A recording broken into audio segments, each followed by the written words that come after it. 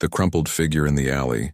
The rain fell like cold needles over the steel streets of Galvan Prime, a crowded trade planet at the edge of the neutral zone.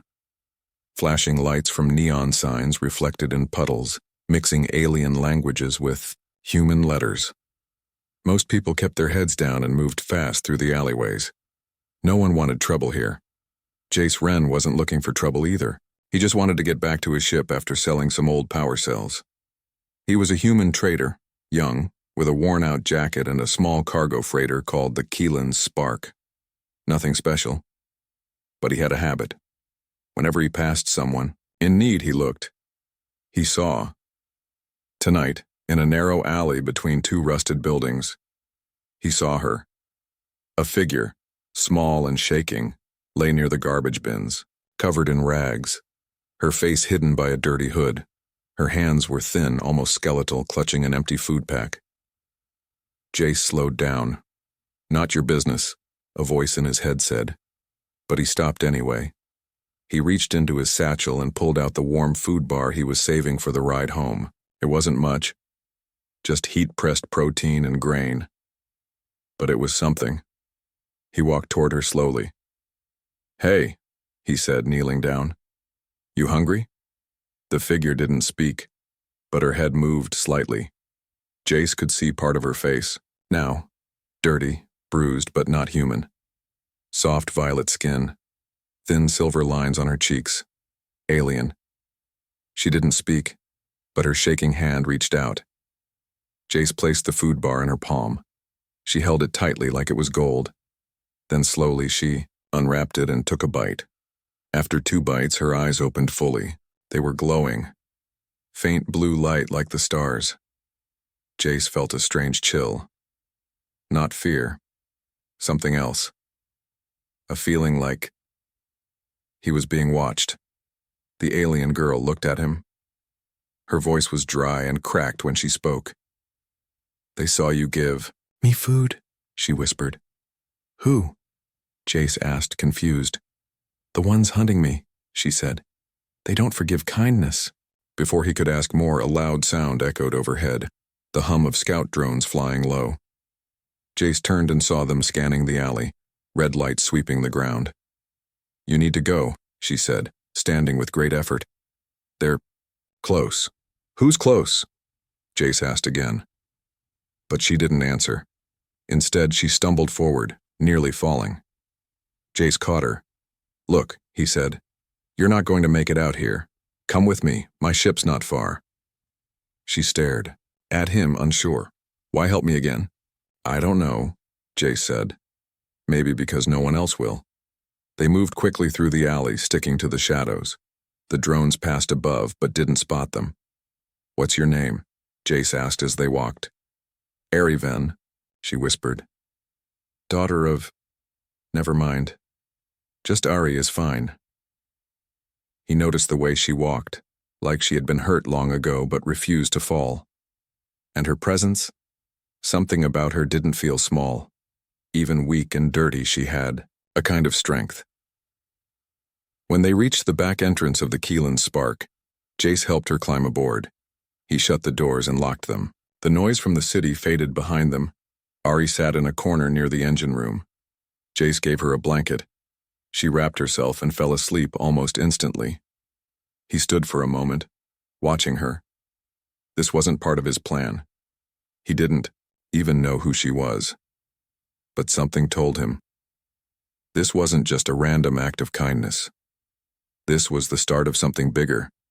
Outside the ship, high above the city, a cloaked vessel hovered. Inside, a tall, armored being watched a glowing screen. It showed the image of Jace handing the alien girl the food.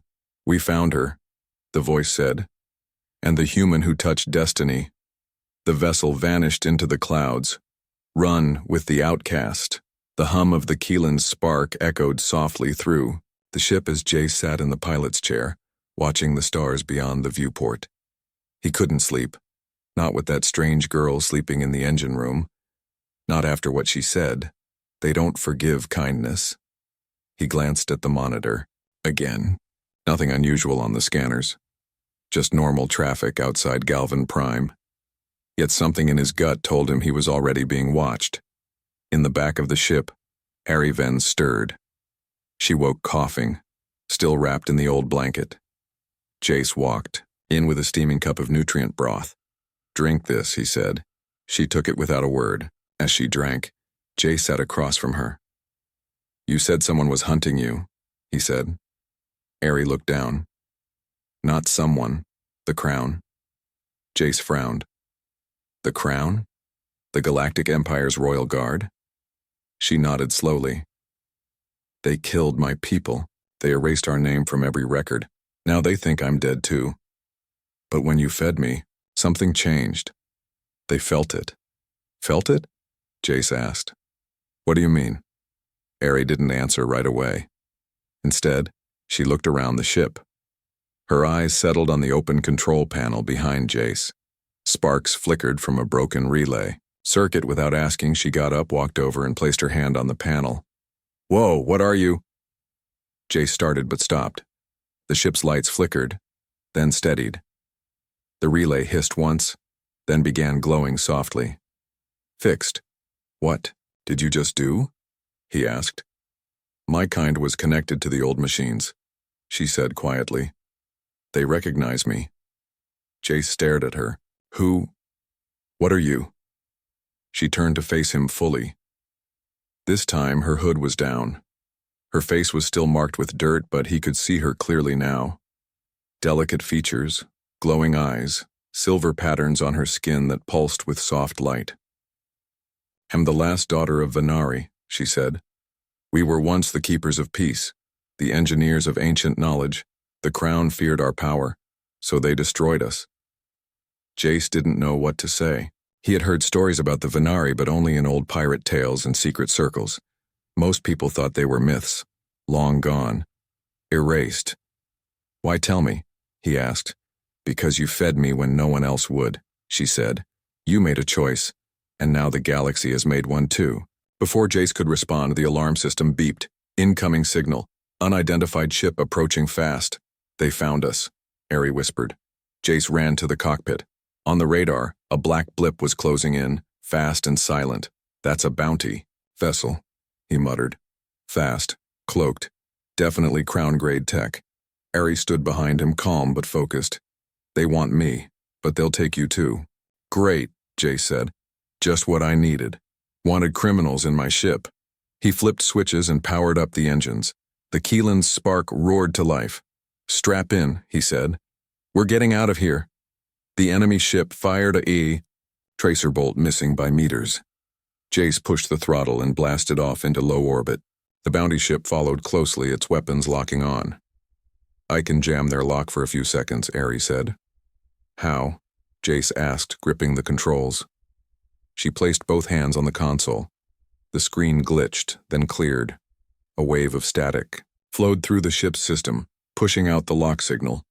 "Now," she yelled. Jace pulled hard to the right and dropped into a dangerous atmospheric dive, straight toward a nearby asteroid field. The Crown ship followed. "They're not giving up," Jace growled. "Then we make them lose us," Ari said. In the asteroid belt, Jace weaved through floating rocks and debris, dodging one after another. The enemy ship stayed close. Too close. Suddenly, Ari touched a control, and the ship's outer lights turned off. The engines cooled, shifting to silent mode. "Hide in the shadows," she said. The Keelan's spark slowed and drifted into the side of a massive asteroid, its black hull blending in. The bounty ship zoomed past, unaware. Jace held his breath. Seconds passed. Then the radar showed the enemy ship veering away. "We lost them," he whispered. They stayed hidden for another hour. Finally, Jace powered the ship back up and set course for deep space. "Where are we going?" Ari asked. "Somewhere the Crown doesn't reach," Jace said. "I know a place. Old mining colony. Abandoned now. No patrols. No rules." Ari nodded. "I'll be safe there." Jace looked at her. "You? I'm not sure anyone's safe around." "You." She smiled for the first time. "Maybe. But you still helped me." He couldn't help smiling back. As the stars stretched before them, Jace knew this was no longer just a job or a single act of kindness. He had entered something ancient, something dangerous, and something that might change the future of the galaxy. The stars remember her name. The mining colony floated like a graveyard in space. Its name was Vokar 9, a forgotten rock near the edge of the old rim systems. Once used for extracting rare ores, now it was just scrap and silence. No patrols, no trade ships, no laws. Exactly what Jace needed. He landed the Keelan's Spark on one of the old platforms, its metal legs creaking under the weight. Dust and rust covered everything. Most of the station's lights were out. Only a few flickered weakly as they walked into the control bay. "Stay close," Jace said, holding a pulse lantern. Ari Ven followed silently. Her eyes scanned the dark corridors.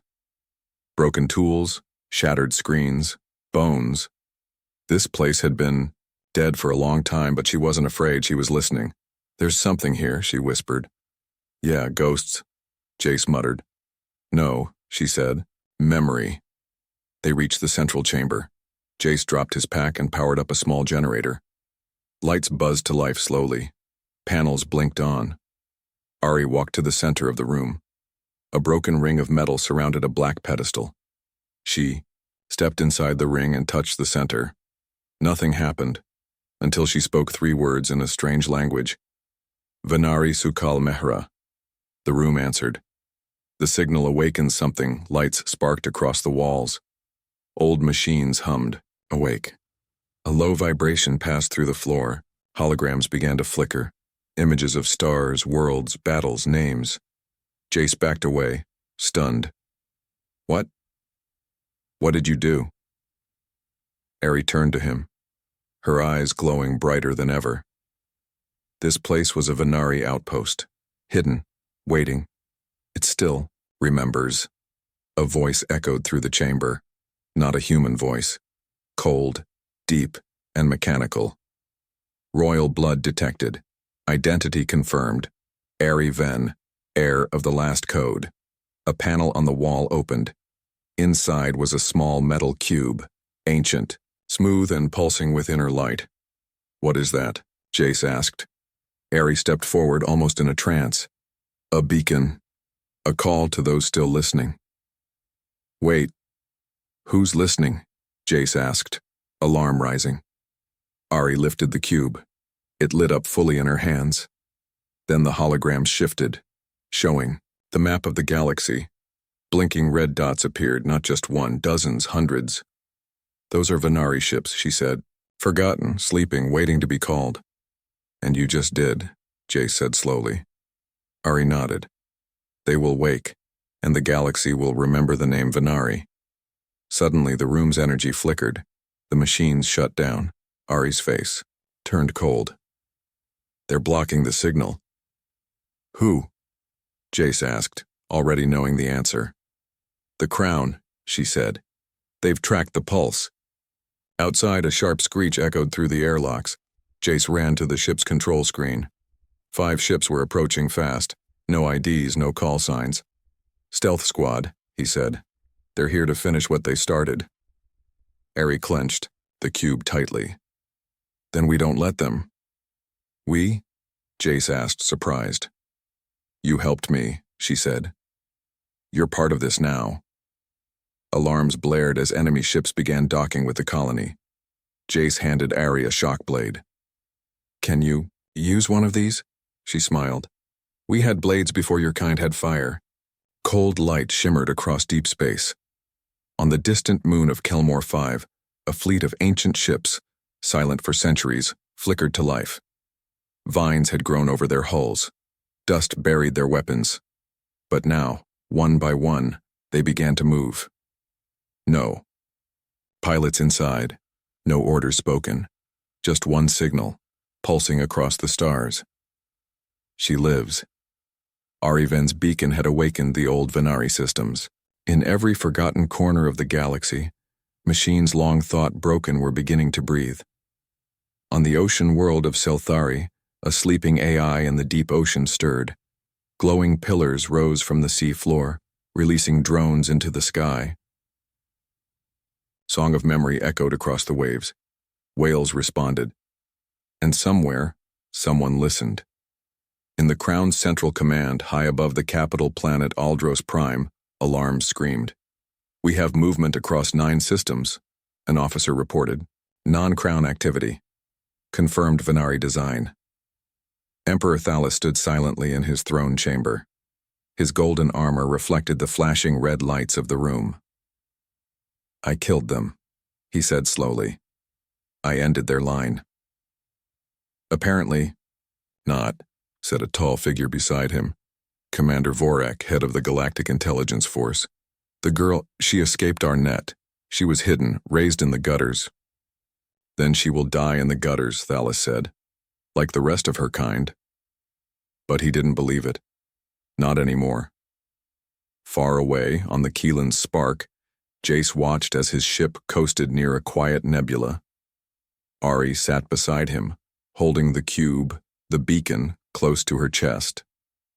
Its glow had faded, but its work was done. "What happens now?" Jace asked. "The galaxy decides," she said. "And if it decides wrong?" he asked. She looked at him. "Then we make it right." They landed on a neutral station called Gorals, perch built into the side of an asteroid. It was a place where smugglers, rebels, and forgotten beings came to trade secrets. Jace had contacts here. Not all of them good. "You sure we can trust them?" Ari asked as they stepped off the ramp. "Trust?" "No," Jace said. "But they hate the Crown. And that's enough." They entered the dim halls of the station. Strange faces turned toward them. Humans, lizard folk, insectoids, hybrids. All eyes on the glowing cube in Ari's hands. They met in a small chamber beneath the docking bay. Jace's old friend Lenzo sat at the table.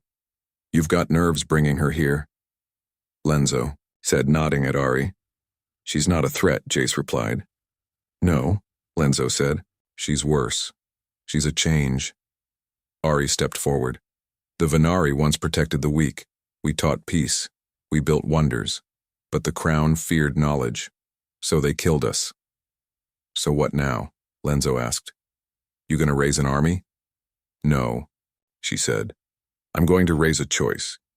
She placed the cube on the table. A soft hum filled the room.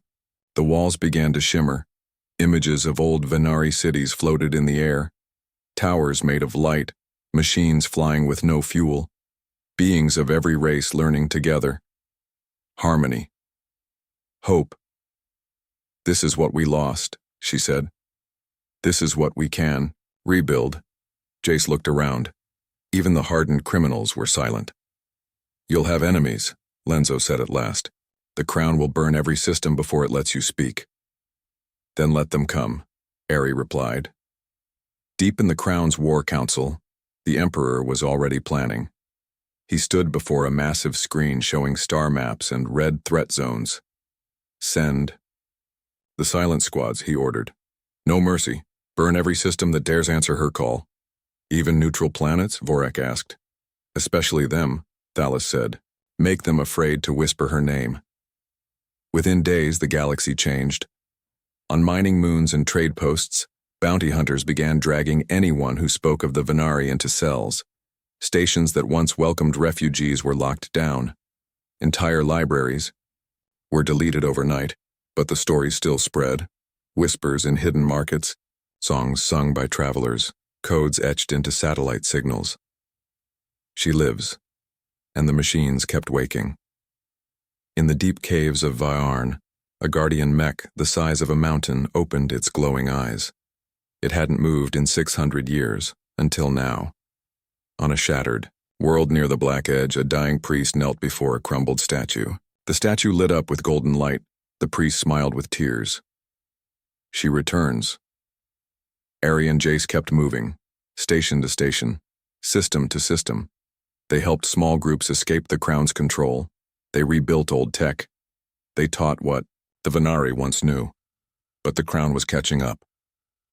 "We can't outrun them forever," Jace said one night. "We don't have to," Ari said. "We just need to reach the heart." "What heart?" "The place where the Venari dream still lives," she said. If we reach it, we can awaken the core network. The Crown's control will collapse. And if we don't, then we fall with everyone else. Jace looked at her. She was no longer the girl in the alley. She was a flame. And the galaxy was beginning to burn. They moved through the corridors, heading for the docking bays. Loud boots hit the metal floors. Voices shouted commands. The Crown's elite guards had arrived. Jace took cover behind a crate. He signaled to Ari. When the first soldier entered, Jace threw a flash emitter.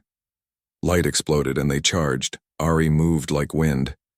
She didn't fight with strength. She fought with grace. Every motion was perfect. Her blade hummed as she disabled 2 guards in seconds. Jace handled the third with his blaster. More came. Too many.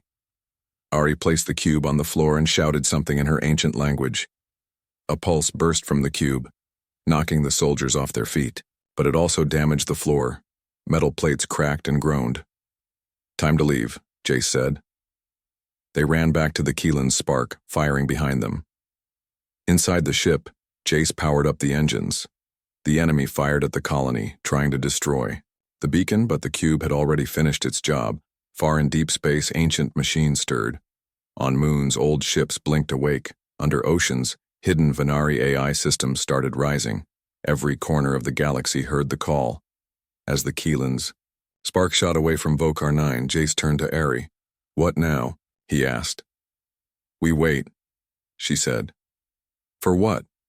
"For them to choose," she answered. "Some will fear me. Others will follow, but none will ignore me again." Jace stared at her. "You're not a beggar anymore." Ari looked at the stars. "I never was. But now, the galaxy knows." A world that bows a red sun rose over the ancient world of Talshir. Its surface cracked from centuries of mining and war.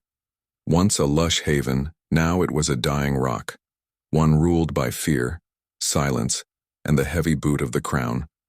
But beneath the ash-covered cities and broken towers, something ancient still slept. Ari, Ven, and Jace stood at the edge of the whispering cliffs, looking down at a deep canyon below. Veins of glowing blue stone ran through the rock, living energy. The kind only the Venari once knew how to control. "This place," Ari whispered, her fingers brushing the rock. "My ancestors came here before the crown even existed. The heart of the resistance begins here." Jace scanned the skies. Patrol ships circled above. "And so do our problems." Ari turned to him. "We're not here to hide anymore." She stepped forward, raised the glowing cube above her head, and placed it into a carved stone pedestal. The pedestal responded with a low hum, then sank into the ground. Moments later, the ground shook. Across the canyon, towers that once lay in ruin began to lift. Broken metal fused back together. Lights flickered on inside hollow buildings. The dead city of Vethtari, long thought lost, began to breathe again. From nearby villages, miners and workers watched in awe. One child whispered, "Is that her?" Soon, hundreds stood near the cliffs. Dusty clothes, tired faces, wide eyes, watching the glowing woman and the man beside her as the forgotten city came to life. Ari stepped onto a raised platform. She looked at them. These were not warriors, these were survivors.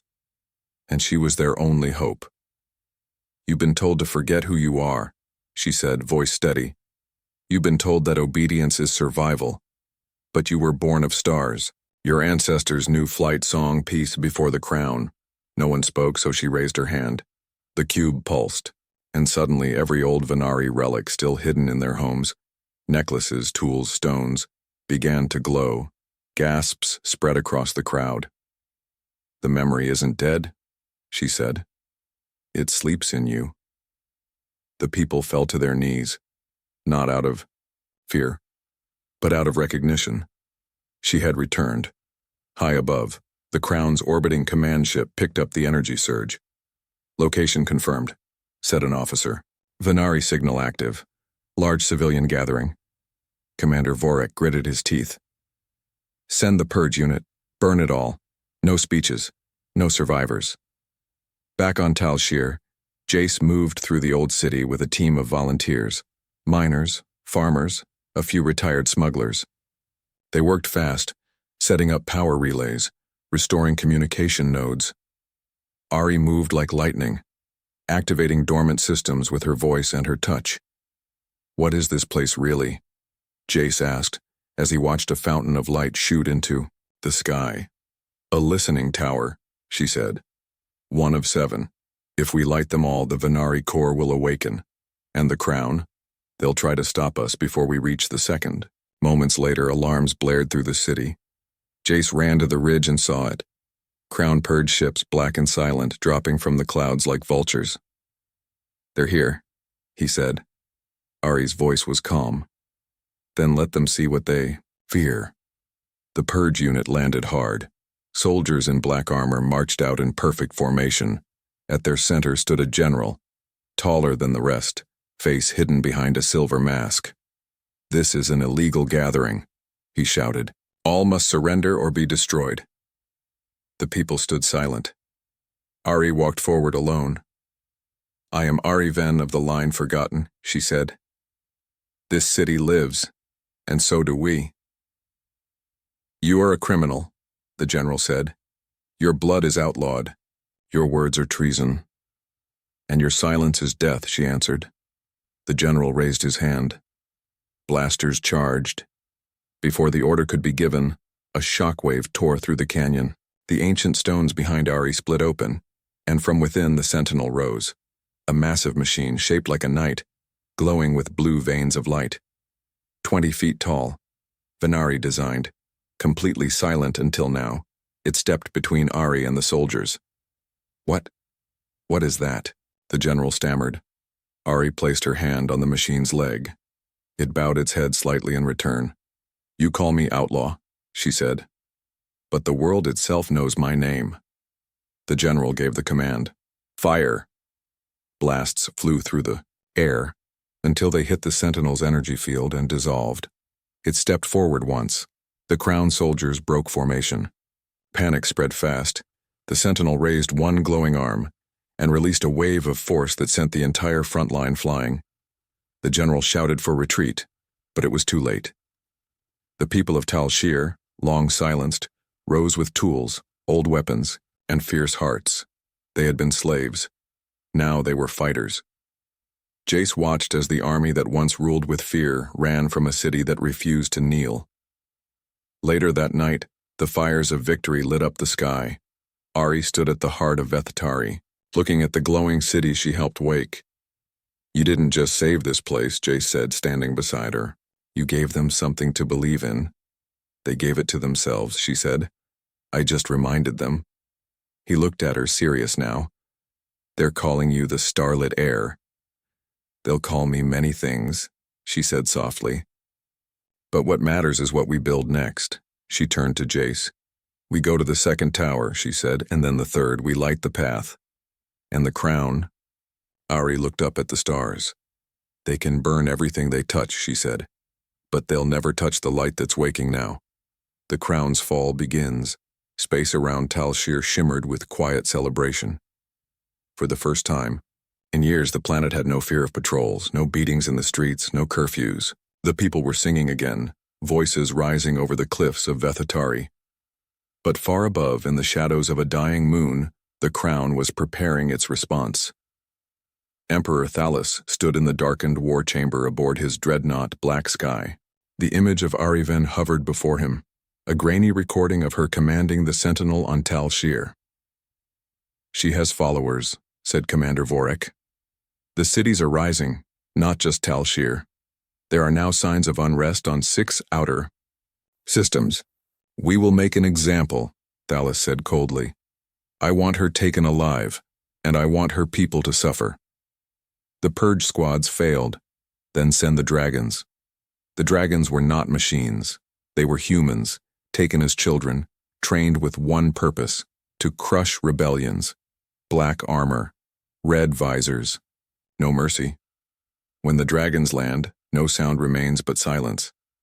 Jace stood on a platform beside Ari as more people from other systems began arriving on Tal Shir. Old friends, old rebels, survivors. People who had once believed change was impossible. Now, they had hope. Ari activated the second beacon at Vethatari's highest tower. A new signal flew across the stars, reaching the second listening tower in the far sector of Solon Delta. 2 towers, Jace said, smiling. 5 more to go. Ari nodded, but her smile faded. They're coming. How do you know? Because they always do. That night, the stars above Talshir blinked and went dark. Without warning, the dragons dropped through the sky. No signal, no warnings, no words. Within seconds, they surrounded the city. Flames rose. Ari rushed into the command post. Evacuate the children and the elders, move them through the tunnels. Jace slammed a button and brought defense turrets online. You warned them too much, light would attract the fire. Ari placed a hand on his. Light still matters. Then, the walls shook. The dragons had breached the eastern gate. Go, Jace shouted. Get to the front. I'll hold the tunnels. Ari didn't argue. She ran. Outside, chaos filled the streets. Fire, smoke, screams. The Sentinel fought back with blinding power, striking down invaders. But even it could not hold forever. The dragons were many, fast, merciless. Ari stood in the heart of the city, glowing like the sun, calling people to her. Stand with me, she cried. Not in hate, but in defiance, we are not broken. And people came. Miners, mothers, hackers, ex-soldiers. They didn't have weapons like the crown. They had purpose. And sometimes, that was enough. Beneath the city, Jace fought his way through collapsing tunnels, leading children to hidden exits. But in the final chamber, he found a figure he didn't expect. Lenzo, Jace's old contact. Supposed ally. Arms folded, blaster in hand. You sold us out, Jace said, stunned. Lenzo shrugged. The crown offered me a deal, freedom, money, a planet of my own. You traded lives for comfort. No, Lenzo said. I traded dreams for survival. And that girl, she's gonna bring the whole galaxy to ruin. Jace stepped forward, ready to fight. But Lenzo raised the blaster. You won't make it out of here. Maybe not, Jace said. But she will. Before Lenzo could shoot, the roof cracked, and a burst of light fell through. Ari dropped into the chamber, eyes burning. Traitors always return to the shadows, she said. She raised her hand, and the very metal of the room responded. Walls moved. The floor shifted. Lenzo was disarmed and pinned in seconds. Ari didn't kill him. She left him in the rubble. Mercy is strength, she whispered. Outside, the last of the dragons retreated. Their leader was captured, wounded, but alive. The battle was won, but the cost was high. 47 people dead, 7 children wounded, buildings gone. The Sentinel was badly damaged, its energy fading. Ari walked through the ashes the next day, silent. We stopped them, Jace said gently. They lost. No, Ari said. We lost too. Then why keep going? Because even after fire, she said, stars rise. The galaxy responded.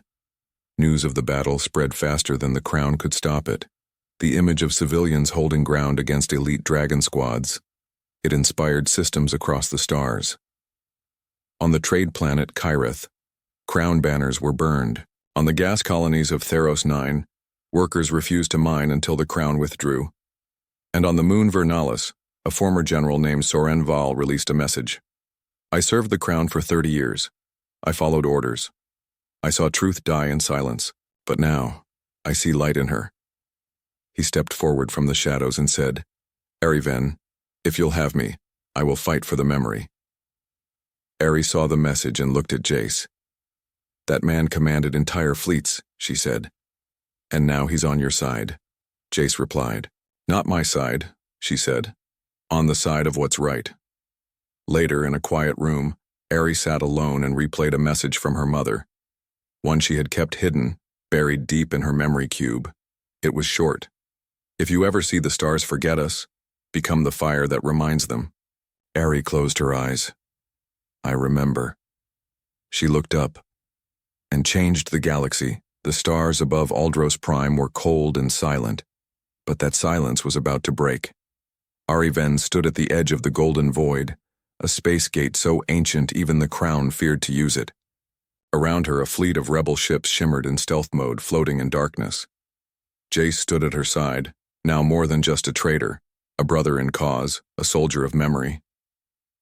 "Once we go through," Jace said, "there's no turning back." Ari looked at him, her voice steady. "We're not here to turn. We're here to finish." On the other side of that gate, the throne world, seat of Emperor Thalas, and the heart of the Crown's rule. It had never been attacked. No enemy ship had ever entered its orbit. Until now. Hours earlier, General Soren Val stood before his old fleet, 50 warships once loyal to the Crown. "Today," he said, voice echoing, "we don't fight for flags. We fight for truth." The fleet aligned behind him, joining the rebels. The first defection in Crown history. As the gate opened, light spilled across the void. Ari's fleet surged forward. They did not come with an army of billions. They came with a memory. Aldros Prime's sky turned red as rebel ships descended. Orbital cannons roared and air defenses launched fire.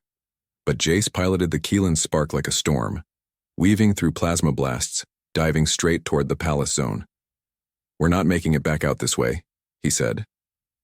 "Then we go forward," Ari replied. They crash-landed on the palace platform, skidding through marble towers. Guards ran toward them. Too late. Ari stepped from the ship, her cloak burning at the edges, eyes glowing.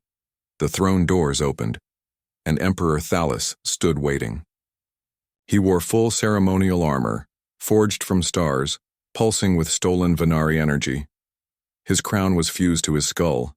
His face, older than most believed, was calm, cruel. "You're just a girl," he said. "You're just a man," Ari replied. "You've brought war to my world." "No," she said. "I've brought the truth." He raised his hand, unleashing a beam of burning light. Ari caught it with her bare hand. The palace trembled. The beam twisted and shattered in the air. She stepped closer. "You killed my people." "I gave your world order," Thalas said. "You erased memory, because memory is dangerous. People who remember, rebel." "Yes," she said. Then she raised her hands, and the floor beneath Thalas began to rise. Pillars of light surged around them. Venari Tech, long buried, answered her call. "What have you done?" he shouted. "I've given the palace back to its builders," she said. The crown guards froze. The walls around them glowed, reshaping into the old Venari design. Beautiful, peaceful, eternal. Thalas tried to run, but the throne rejected him. It melted beneath him, turned to dust, and when he tried to scream, the walls silenced him. Outside, the battle still raged. But when the palace tower began glowing from within, the people of Aldros looked up and stopped. Broadcast from across the system changed. They showed her Ari Ven, standing at the center of the Imperial Court, alive, unchained, and speaking to the galaxy. Her voice was heard in every system. "I was born in the shadows, forgotten by power. I was raised among the broken, taught to hide. But I am Venari, and I remember who we were before fear ruled our stars." She stepped forward. Behind her, ancient machines hummed awake. History itself glowed on the walls. You were told to obey, told to kneel, told that survival was silence. But I tell you this, you were never meant to live quiet. You were meant to live free. She reached out, and every Venari beacon across the galaxy lit up at once. The core network was online. The old systems returned. Information flowed freely. The Crown's control broke in a heartbeat. On mining planets, slaves dropped their tools and looked to the sky. On capital worlds, governors fled their mansions. On battle stations, generals took off their uniforms and knelt. And on every screen, one name was whispered again. Ari Ven. Jace stood outside the palace, surrounded by smoke and fading fire. "You really did it," he said as she walked toward him. Ari looked up at the sky. The Crown's fleet vanishing. Rebel ships flooding the system. No more fire in the stars. We did it, she said. So what now? Ari stood in the center of the plaza where emperors once gave orders, and she did something no ruler ever had. She sat down on the ground and called the children forward. We don't build a new empire, she said. We build a better memory. Months later, the galaxy no longer bowed to one voice. It listened to many.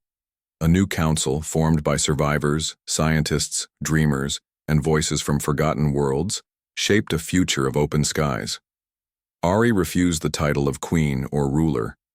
Instead, she became keeper of the memory, sharing the stories of every world that once knelt but now stood free. And Jace, he returned to the stars, ferrying knowledge, food, and peace where it was needed most. But sometimes, he visited schools, on distant moons, and when the children asked what changed everything, he told them this: I gave food to a hungry girl in an alley. And when she looked up, she reminded the galaxy what it means to hope.